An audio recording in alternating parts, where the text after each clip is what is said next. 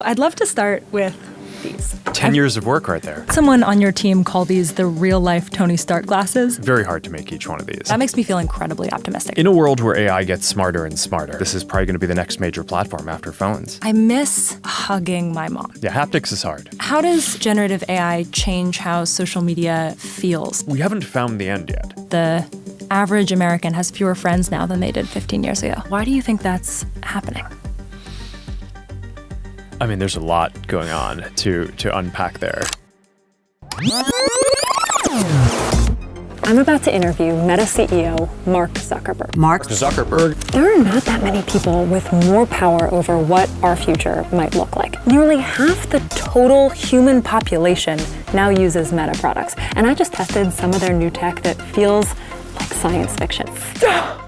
This is crazy. Mark Zuckerberg and the team at Meta are imagining a future that billions of other people might actually end up living in. So my goal for this conversation is to try to figure out what that future really looks like, to paint a picture of the future Mark Zuckerberg is trying to build, so that you can decide for yourself what you think of it. Welcome to the first episode of our new series, Huge Conversations.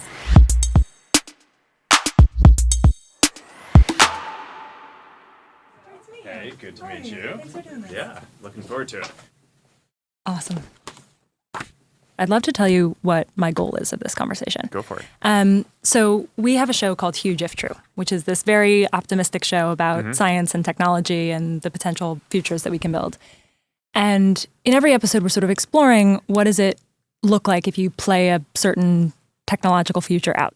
And so my goal in this conversation is to try to help people see the future that you're imagining when you're building the products that you and the Meta team are building. What are you imagining this looks like in the future? How are you imagining people use this? Sure. All of that. Yeah. Cool. All right. Awesome. So I'd love to start with these. Let's do it. 10 years of work right there. I got to demo them a little bit earlier today. I heard someone on your team call these the real-life Tony Stark glasses.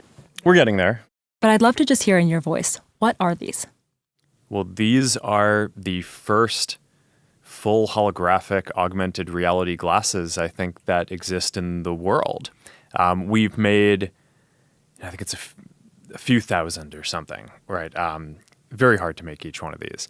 But this is the culmination of 10 years of research and development that we've done to basically miniaturize all the computing that you need to have glasses, not a headset, but glasses that can put full holograms into the world with a wide field of view. So you can imagine sort of in the future, we'd be having a version of this conversation where, you know, maybe I or you are not even here. It's like one of us is physically here and the other one is here as kind of a full body hologram.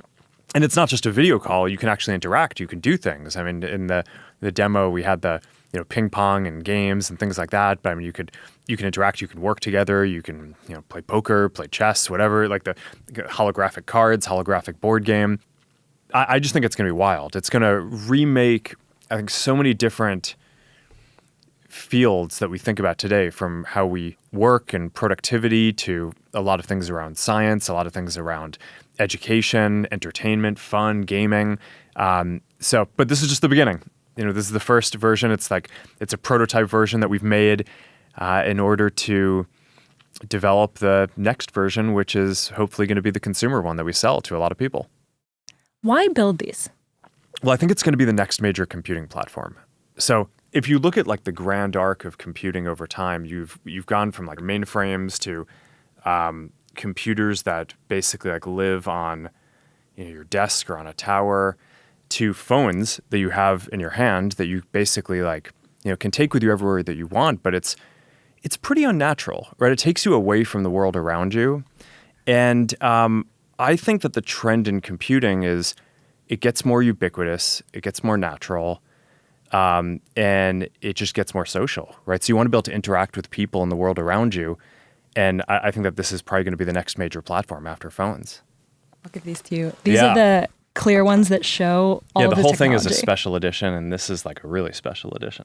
There's not a single millimeter of space. It's, everything in here, from the micro projectors that basically shoot light into the waveguides, right? It's a special type of display system. I mean, these aren't normal displays like you have in a phone or a TV or computer, like the type of displays that people have been building for decades. It's a waveguide system. The projector that's shooting light basically goes into these nano etchings across the waveguide that are what catches and creates the holograms.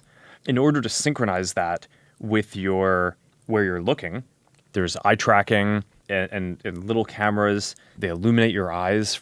And then, of course, there's all the basic stuff that you need, all the computing, the batteries to power the whole thing, microphones, the speakers, because it needs to be able to play audio and speak with you, and the cameras and sensors to see things around you in the world. So that way, when it's placing holograms in the world, it can do that in the right place and understand where you are. So that probably is still not covering everything, because there's a lot of things that need to go into syncing up the holographic images between the two displays, because you don't just have a single display like you have in a phone or TV. You have two, and it moves around, and physical things are hard and need to be synced up. There's also the radio that has to communicate with your other computing devices to do heavier computing, and the wrist-based neural interface that you probably got to try out. We kind of miniaturized all of this and fit it into normal-looking pair of glasses, which is when I told the team that we were going to do this 10 years ago, people weren't sure if we were going to be able to. But I think not only are we going to be able to do this, but I think we're going to be able to get it cheaper and higher quality and even smaller and more stylish over time. So I think this is going to be a pretty wild future. There are so many versions of trying to get at a similar idea of digital objects in physical space. I'm thinking of, for example, glasses that have heads-up displays where it's head-locked and it's moving with my eyes. Glasses that are really creating digital objects in physical space that don't move as I move. I'm thinking of these. I'm also thinking of the Snapchat spectacles that they just announced. Then, on the other hand, there are headsets like the Quest and also like the Apple Vision Pro that seem to fall into a different category. I'm curious how you would organize this landscape for people and how you think about people using these tools in their real lives in the near future. Yeah, so when we were getting started on this about 10 years ago, I thought that something like this was going to be the ultimate product for everyone, right? You get to normal looking pair of glasses, and we'll continue improving that can have full holographic images. Yeah. I think it's super powerful, and it is sort of the science fiction future that I think we all hope to get to. On the journey, we took a few other approaches as well to help us develop towards that, including building glasses that don't have displays to try to learn.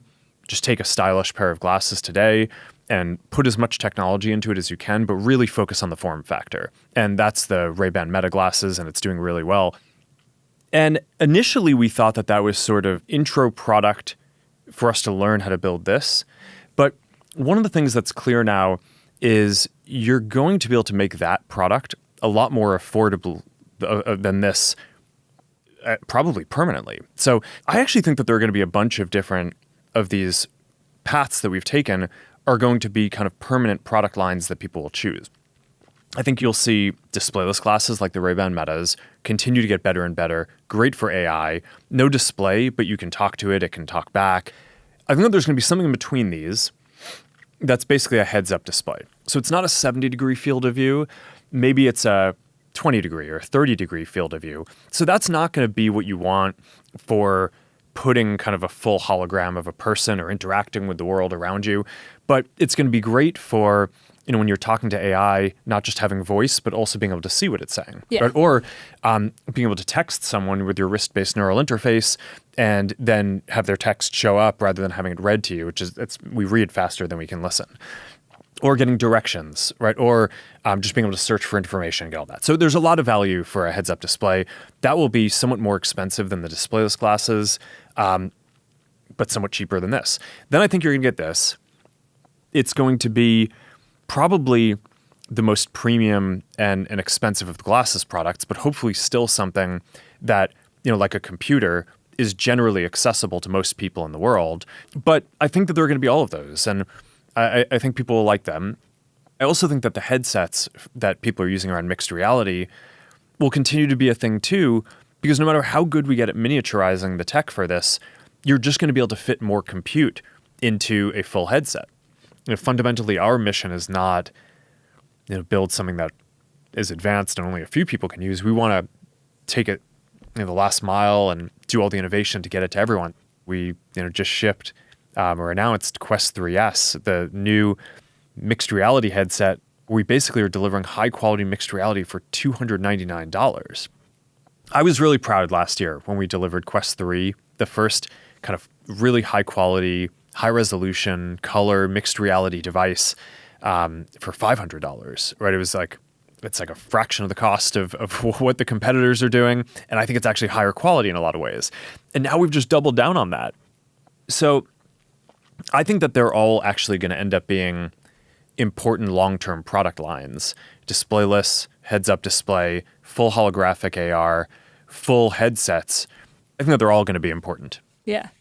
If you play out the future of not just the hardware that we've been talking about, so Meta Ray-Bans, Quest, Orion, but also the Llama models, if everything goes according to you and the team's wildest dreams, I'd love for you to just begin to describe what that feels like. I mean, I think that there are two primary values that we're trying to bring. On the AR and kind of mixed reality side, the main value we're trying to bring is this feeling of presence, right? So there's something that I think is just really deep about being physically present with another person that you don't get from any other technology today. And I think that that's the thing when people have a very visceral reaction to experiencing virtual or mixed reality. What they're really reacting to is that they actually, for the first time with technology, feel a sense of presence, like they're in a place with a person. And that's super powerful. Like I've focused on designing social apps and experiences for 20 years. That's sort of like the holy grail of that, is being able to build a technology platform that delivers this like deep sense of social presence. The other big track is around personalized AI. And for that, and that's sort of where Llama and Meta AI and all of those things are going. There's all this development that's going into making the models smarter and smarter over time. But I think where this is going to get really compelling is when it's personalized for you. And in order for it to be personalized for you, it has to have context and understand what's going on in your life, both kind of at a global level and like what's physically happening around you right now. And in order to do that, I think that glasses are going to be the ideal form factor because they're positioned on your face in a way where they can let them see what you see and hear what you hear, which are the two most important senses that we use for kind of taking in information and context about the world. I think that this is all going to be kind of really deep and profound stuff. But it's basically those two things. It's this feeling of presence and this capability of really personalized intelligence that can help you. I'd love to talk about each of those two things. The first on presence, I owe a lot to being able to connect with people online, right? This job that I have is by definition that. Yeah. Also with my family. My parents don't live anywhere close to me. I video call them a lot. And when I think about the progress of technology like this, in a timeline from like the telegram to the telephone to video call to some feeling of presence with another person who feels like they're right there in front of me. That makes me feel incredibly optimistic. I would love a future where like I can lose in Scrabble to my mom and feel like she's really there in front of me. Yeah. And it feels like we're not that far away from something I agree. that persuades my brain that that's happening. Yeah, totally. And also, I miss hugging my mom, right? Like that never goes away. Yeah, haptics is hard. Yeah. And so my question is about that. It's about this feeling of like, it's hard for me to imagine a future where real physical presence is not different and special in some way, where I don't miss literally hugging my mom. Yeah. And I'm curious how you think about the parts of human connection that are eye contact and physical touch and things that our ape brains value for connection with other people. Yeah, well, eye contact I think we're going to get to a lot before the touch part. For haptics, I do think we'll make progress on that, but it's obviously, there's a spectrum there too, from kind of hands, which is where if you draw out the kind of like homunculus version of a person in terms of like what are our kind of sensory, what's like the majority of what we're sensing. It's like funny. it's hand. Yeah. So I think being able to do that for your hands is probably the most important place to start. And you have a rough version of that with controllers today. I think that'll get even more over time. We have this demo playing ping pong where you have a controller where as the digital ball hits the ping pong paddle, you feel it hit as if it's hitting the ping pong paddle wherever it is. So you actually have a sense of like where it's hitting the paddle. So I think that was just a wild demo. So I think we'll get some of that. The most extreme version of this is wanting force feedback, right? So I mean, like for doing a lot of sports, right? It's like, okay, we can kind of do a good approximation of like boxing today, or you get like good feedback on your hands, but it would be hard to do a virtual reality version of jiu-jitsu where you're like grappling with someone and you need like real kind of force feedback on that. So that's probably like the hardest thing, right, to go do. But I think we'll get there. I think like most science fiction, it's not this binary thing that you just like wake up one day and we're like, oh, we've realized all the dreams. But I do think that these platforms are going to be the first time that I think that there's a realistic sense of presence in all the ways that that's special to people for most things that people want to do, which are not the most physical ones. And even some of the basic physical ones I think we'll get. But then there's a long tail of other stuff. I mean, smell is also really important for people. Yeah. Right? I think it's disproportionately important for memories. And that's not really a thing that I think in the next few years we're going to have in any of these devices. I mean, that's a very difficult and challenging thing on its own.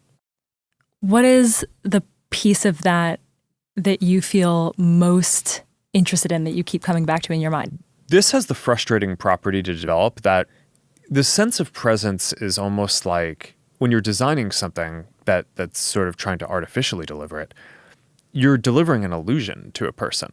And more than any one thing that provides a sense of presence, it's actually more the case that any one thing done wrong breaks the sense of presence. You kind of know that you're interacting with technology, but it's so convincing that that you just kind of go along with it. And you're like, okay, yeah, no, this person feel like they're there, right? When I did that ping pong demo, at the end of it, I dropped the ping pong paddle on the virtual table and it shattered. So that was not the best for our internal development, but like that's winning in our development, right? It's like when you feel like something is kind of so realistic that you're just convinced that that it's there. Now, and there are a lot of things that can break that, right? So I think a field of view that's too low, right? So something feels real, but then you turn your head and it's not there. Latency, right? Physics that don't behave like realistic physics. It also is interesting in some ways what people can accept as physically real, even though it's not, right? So like we've done a ton of work on avatars. We have this whole work stream on codec avatars to do these photorealistic avatars. And I think it's going to be incredibly compelling and people are going to love it. But one of the things that I found interesting is the ability to mix photorealistic and expressive, kind of the cartoony avatars, with photorealistic worlds and kind of more cartoony computer game type worlds. So you can have a codec kind of photorealistic avatar of a person in what is clearly like a video game or cartoon world. And people are generally pretty fine with that. It's like, okay, that feels pretty good. And similarly, having a photorealistic world, but good, increasingly good kind of cartoon avatars, as long as the avatars move in a way that feels authentic to the person you're interacting with, it actually feels pretty good. It's when you look at a 2D still frame of it, some of the stuff can look a little bit silly, and we've certainly had our share of memes around that. But when you're in there, and you've played around with a lot of the stuff, it feels realistic because it's basically mimicking the kind of authentic mannerisms of a person that you're interacting with. Yeah. And even if it's not a codec photorealistic avatar, if it's kind of a more cartoony, expressive one. So I think that's it's very interesting to see kind of which pieces you need to unlock and where you just need to be like very technically excellent and consistent. But it's this isn't a space where it's like you deliver one thing and it's good. This is like there's a wide breadth of things that you need to nail and then have it all come together. And that's why these are, 10-year projects. It seems like an interesting way to learn about the human brain and what we actually care about with respect to what feels real. I was wondering there was this moment in an interview that you did with Lex Fridman. You quoted research that says that the average American has fewer friends now than they did 15 years ago. Yeah. And I was so interested in that because it seems like if we want to get to a world where there's more human connection, this is the trend that we're going to have to grapple with. And just to give some data on this, in the American Time Use Survey, over the last 20 years, the amount of time American adults spend socializing in person has dropped by nearly 30%. For ages 15 to 24, according to the Surgeon General, it's nearly 70%. And I look at that data and I think to myself, well, maybe if we're all socializing digitally, that doesn't matter so much. Maybe there's a future where that's actually fine. But there's also data that suggests that we're struggling somewhat.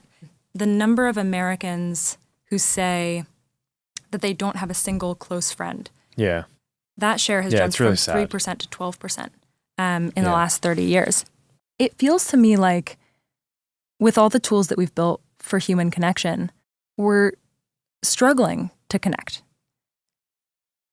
And I'm curious, why do you think that's happening? I mean, there's a lot going on to unpack there. A lot has changed sort of economically and socially during that period, and a lot of those trends go back before a lot of the modern technology. So I mean, this is something that a lot of academics and folks have studied, but it is an interesting lens to look at this, though, because I think whenever you're talking about building digital types of connection, one of the first questions that you get is that going to replace the physical connection? And my answer to that, especially in the case of something like this, is that no, because people already don't have as much connection as they would like to have. It's not like this is replacing some sort of better physical connection that they would have otherwise had. It's that the average person would like to have 10 friends and they have 2, right? Or 3. And there's just more demand to socialize than what people are able to do given the current construct. And giving people the ability to be present with people who are in other places physically just seems like it will unlock more. It's not going to make it so, if I have glasses, it's not going to make it that I spend less time with my wife. It's going to make it so that I spend more time with, my sister who lives across the country. And I think that's good. And I think people need that. As for the rest, I think we could probably spend a multi-hour podcast just going into all of the different kind of socio-economic, political dynamics that are going on. But none of the trends that I've seen does it seem like the primary thing that's going on is that because people are interacting online, they're now not interacting with people physically. It's now certainly I think I do interact with people online who I also like to interact with physically, and I think that's kind of like a combination, like more combined, richer relationship that you have overall. But I think that there's a lot going on with the loss of kind of social capital and connections that really predates a lot of the modern technology. The goal of what I'm trying most to learn about is how we can structure the technologies that we use in the future to get toward this future I think you're imagining of more human connection in more ways. I'm curious, you brought up the other big pillar of AI. And in some of your conversations, I'm thinking of a conversation with Tim Ferriss in particular, you talked about a lot of different use cases of AI. And they seem to me to fall on somewhat of a spectrum. Mm-hmm. Like, for example, you mentioned automatic real-time translation. Mm-hmm. It's like basically the Star Trek translator, universal translator. I think we're pretty much there. Yeah. And that's one example on one end of the spectrum where some people might argue that there is a chance that someone is less likely, for example, to learn a language because we can all speak to each other in real time in different languages. I think nobody would really argue that therefore we shouldn't have that kind of universal translator, right? Also, like, a lot of one end people the still spectrum learn that's Latin like, and Greek. Right, exactly. Yeah, so And so I think that end of the spectrum is something like technologies that really measurably unlock our humanity because they remove a struggle between people. And then on the other end of the spectrum, there are a lot of educational things, for example, where the struggle is kind of the point, right? Like it's like building a muscle. Like I can think of so many times in my life where like the reason why I was doing something was not the output. It was the fact that I was trying so hard to do it. There's one example in the Tim Ferriss interview where you talked about your kids struggling to articulate themselves emotionally. And adults very much have the same problem. And you talked about AI as a way to help them articulate those emotions. Yeah. And I thought about all of the many times in my life where I have struggled to articulate my emotions and how I really could have used some help in those moments. And I also found myself thinking about the times when that was really building a muscle, where like the act of struggling to communicate with someone and understand what they wanted from me was important to my development. And so my question is, if you think about that as a spectrum between things that are really important to our humanity and the struggle being removed is helpful, versus things where the struggle is the point and it unlocks something about our humanity and is important to preserve, like building a muscle. How do you draw the line between those things, and how do we ensure that the muscles that we're building for this future are stronger and not weaker? Yeah, it's interesting. I mean, I think we're always going to find new things to struggle with. And I mean, you can always get better at communicating with other people and kind of expressing yourself and understanding other people. So having a tool that can help you do that better isn't going to mean that like, oh, now we perfectly understand I think maybe one of the most functional aspects of this, you're already seeing a lot of these AI models really help people with coding, right? Like a generation ago, before I was getting started, a lot of coding was like really low-level system software, and then by the time that I got into it, there's a little bit of that, but you can make websites pretty easily, make apps pretty easily, and I think in 20 years or a lot sooner than that, you're going to basically be in a world where kids will be able to just describe the things that they want and build incredibly complex pieces of software. So it's in that world, are kids going to be not struggling? I don't think so. I think that they're going to be just expressing their creativity, and it'll be this kind of constant iterative feedback loop around like, okay, like I took a few minutes to describe this thing, and like this whole like amazing virtual world was created that I can now see on my glasses or whatever, but like these things are not exactly what I want them to be. So now I need to like go back and edit them. I don't know. I think that there's always more. Another way to get at this. It's one of the things that I think makes people so good. It just, there's always more to do. We'll always find the struggle. Yeah. Another way to get at this is if you play this out to make the tools even better. In like 10 years, let's say your kids are in high school. Are there ways that you would want them using AI because you think it would accelerate them intellectually, and ways that you would advocate for them not to use it, or things that you would have concerns about?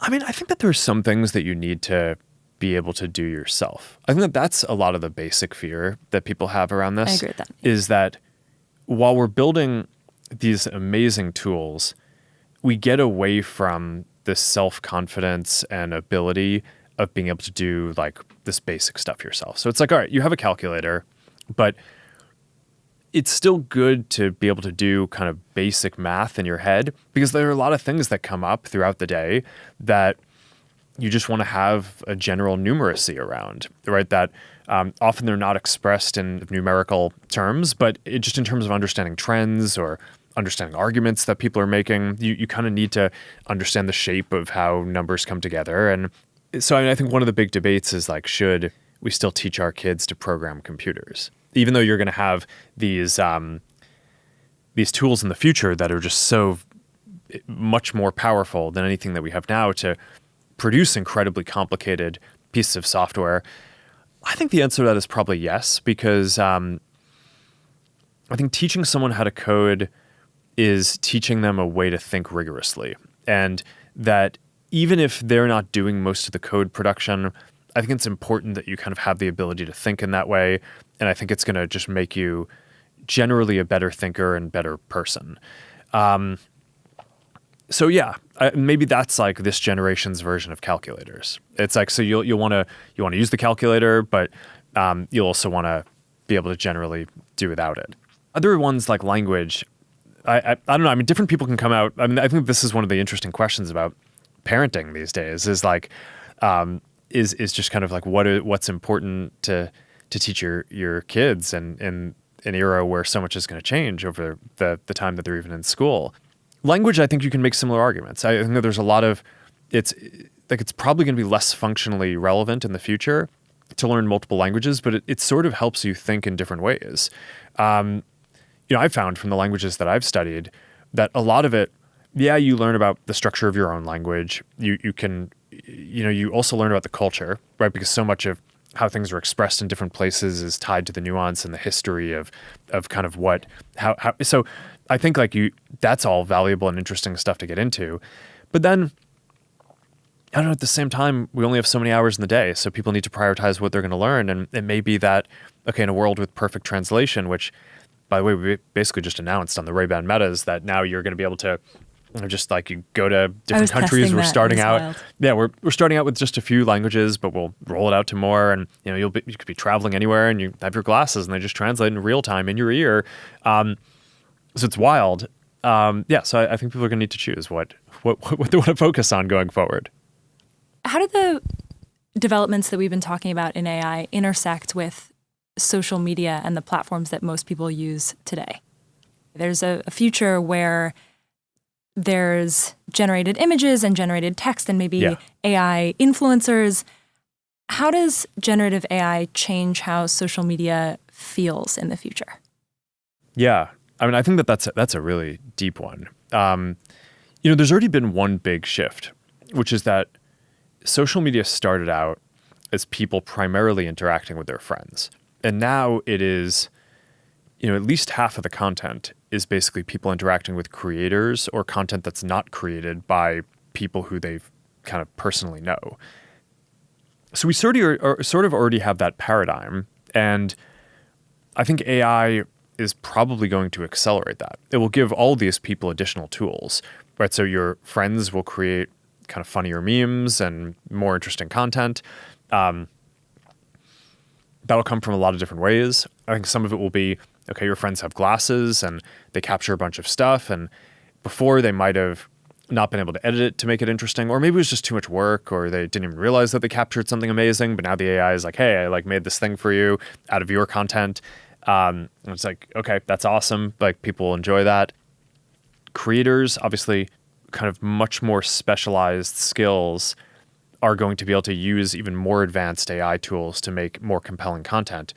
But then I think that there will be a bunch of kind of green field type stuff where maybe in the future there will be content that is purely generated by AI, by the system, personalized for you.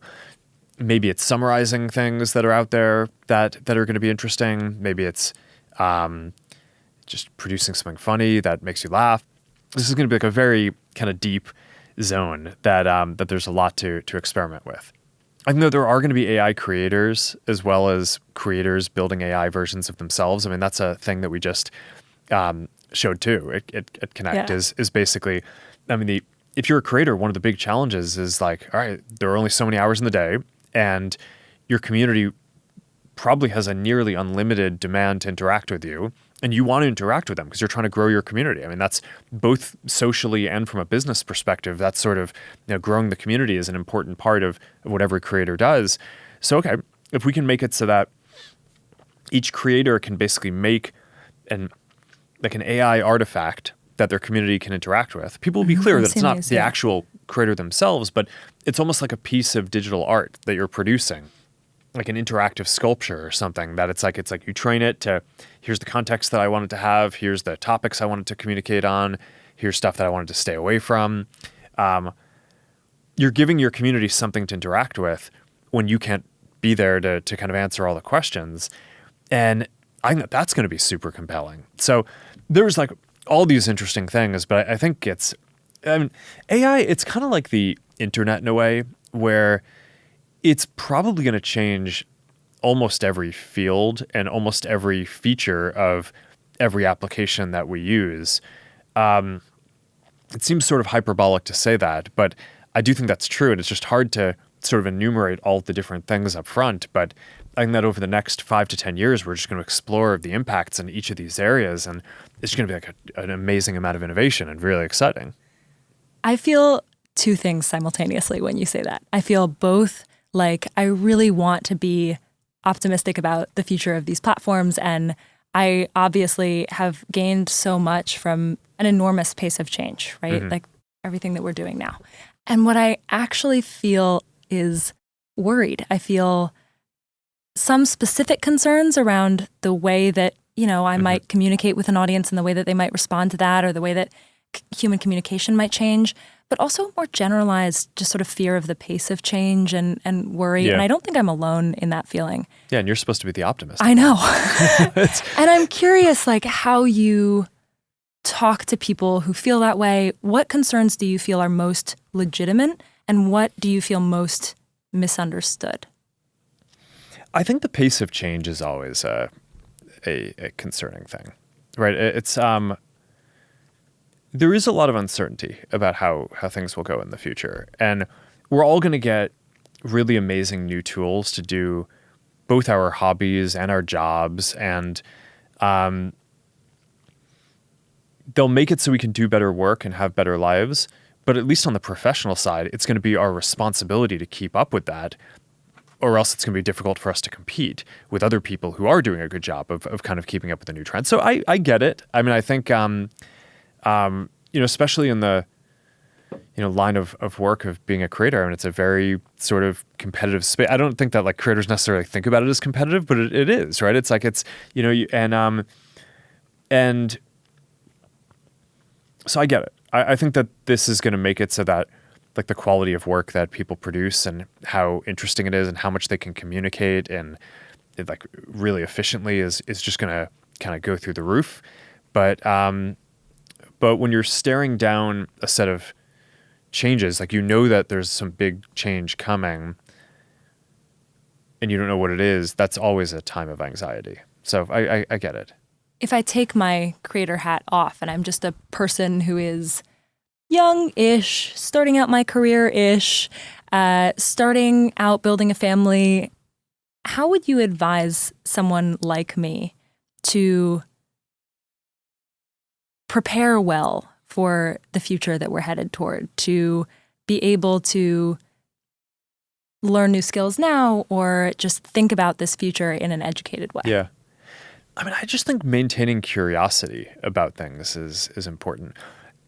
I do think we can overstate to what extent the next 10 years is going to be sort of different from the last 10 or 15. I mean, a ton of stuff changed over the last 10 or 15 years too. It's not like this is the only time in history where there's some technology that's going to make it so that there's new opportunities and things change.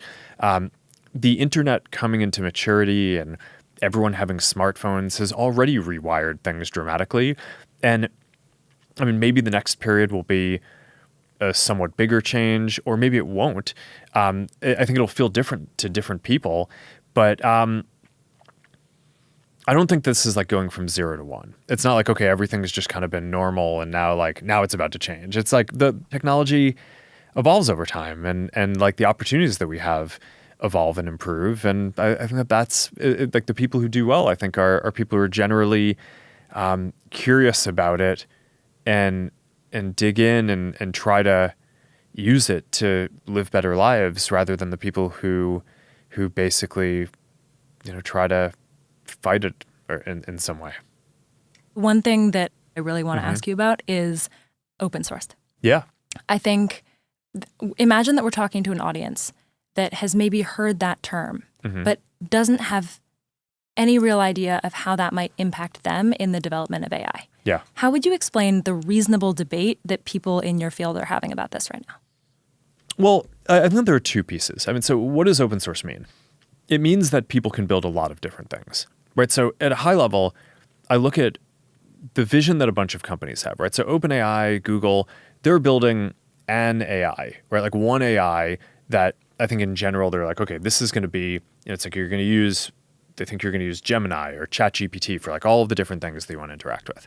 And at a high level, that's just not how I think the world is going to go. I think we're going to have a lot of different AI systems, just like we have a lot of different apps. I think in the future, every business, just like they have a website and a phone number and an email address and a social media account, is also going to have an AI that can interact with their customers to help them sell things, to help them do support. I think a lot of creators will have their own AIs, right? I think like a lot of people will interact with a bunch of different things. There's a question of, okay, do you want a future that's fundamentally kind of very concentrated and where you're interacting with kind of one system for everything? Or do you want one where a lot of different people are building a lot of different AIs and systems, just kind of like you probably didn't want there to be just one app or just one website? It's like a richer world when there's a diversity of different things. So that's one piece, is just giving people the ability to build it themselves. And what open source does, it makes it so that everyone can take and modify the model and build stuff on top of it, which is different from the kind of closed and centralized approach. The safety debate is a specific part of this, which is in a world where AI gets smarter and smarter, what's the way that we have the highest chance of having a kind of positive future and not having a lot of the safety concerns? And I think some people think that if we keep the model closed and don't give it to a lot of developers, that should make it safer because then you don't get bad developers doing bad things with the model. Historically, I think what we've seen with open source is actually the opposite, which is that this is not the first open source project, right? I mean, this has been a thing in the industry for decades. And I think what we've traditionally seen is that open source software is safer and more secure, largely because you put it out there, more people can scrutinize it because they can see all parts of the system. And then there are inevitably issues with any software. There are bugs, there are security issues. And initially with open source, people thought, hey, if you're putting this software out there and there are holes in it, isn't everyone just going to go exploit those holes, and especially the bad guys? But it turned out that it's sort of in this counterintuitive way that by adding more scrutiny to the systems, the holes became apparent quicker and then were fixed. And then people roll out a new version, just like we roll out a new version of our models, right? Llama 3, Llama 3.1, Llama 3.2, everyone upgrades. So I think the same thing is going to happen here. I think it's sort of this counterintuitive thing where even though I think there's some concern around, all right, are bad guys going to do bad things with these models? I actually think you just get a kind of smarter and safer model for everyone the more it's rolled out and the more kind of scrutiny is on it. And then part of that is we get feedback and we make the model safer so that as we roll it out to more people, it's safer for more people to use. So I think that the history of open source and the software industry generally would suggest that open source is going to lead to a more prosperous and safer future. Our show is called Huge If True. And what I mean by that is kind of testing the most optimistic, non-obvious thing. Mm-hmm. And so my question to you is, what is the biggest open, genuine question on your mind right now? In which field? You're in so many. I am particularly curious about the combination of AI and hardware, but I realize that we've covered a lot. Mm-hmm. So I'm curious the direction you'd take this on a question that occupies you right now. Gosh, I mean, I think maybe one that's a little more AI specific is there a current set of methods that seem to be scaling very well, mm-hmm. right? So with past AI architectures, you could kind of feed an AI system a certain amount of data and use a certain amount of compute, but eventually it hit a plateau. Mm-hmm. And one of the interesting things about these new transformer-based architectures over the last 5 to 10 years is that we haven't found the end yet. So that leads to this dynamic where Llama 3 we could train on 10 to 20,000 GPUs. Llama 4, we could train on more than 100,000 GPUs. Llama 5, we can plan to scale even further. And there's just an interesting question of how far that goes. It's totally possible that at some point we just hit a limit, and just like previous systems, there's an asymptote and it doesn't keep on growing. But it's also possible that that limit is not going to happen anytime soon, and that we're going to be able to keep on just building more clusters and generating more synthetic data to train the systems, and that they're just going to keep on getting more and more useful for people for quite a while to come. And it's a really big and high stakes question, I think, for the companies, because we're basically making these bets on how much infrastructure to build out for the future. And this is like hundreds of billions of dollars of infrastructure. So I'm clearly betting that this is going to keep scaling for a while. But it's one of the big questions, I think, in the field, because it is possible that it doesn't. That obviously would lead to a very different world where I'm sure people will still figure it out eventually. You just need to make some new fundamental improvements to the architecture in some way. But that might be a somewhat longer trajectory for, okay, maybe, the kind of fundamental AI advances slow down for a bit and we just take some time to build new products around this. Or it could be the case, and that's what I'm betting on, that the fundamental AI will just continue advancing for quite a while, and that we're going to get both a new set of products that are just really compelling in all these ways, and that the technology landscape and what's possible will just continue being dynamic over like a 20-year period. And that's probably what I'd guess is going to happen. But I think it's one of the bigger questions in the industry and kind of for technology across the world today. Is there anything else that you want to say? I don't know. Awesome. I think we're good. Amazing. Yeah. Thank you so much for doing this. Yeah. No, thank you.